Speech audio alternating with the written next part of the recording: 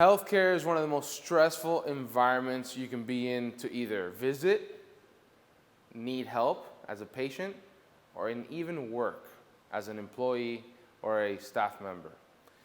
The problem with healthcare is that the environment is very eerie. People are having the best days and the worst days of their life. It's an emotional roller coaster. So information and communication is key to make that environment less stressful and more enjoyable. Through digital art, information stations to have access to know where things are, donor recognition walls that show the appreciation and recognition of what donations have done to impact the lives of many. Using digital displays brings a dynamic environment and brings the hospitals to life. It makes people spend less time worrying about how to find their appointment. Where's the cafeteria? Find the nearest restroom. From digital art of waterfalls, it's soothing. It creates a more relaxed environment.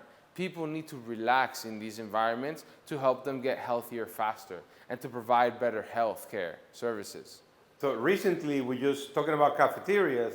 We recently installed a 2-screen video wall in a cafeteria in one of the South Florida hospitals and played nature footage, waterfalls, birds, aquariums. Yeah. And we did a survey about 25 employees and visitors, and they all agreed that it completely changed the environment.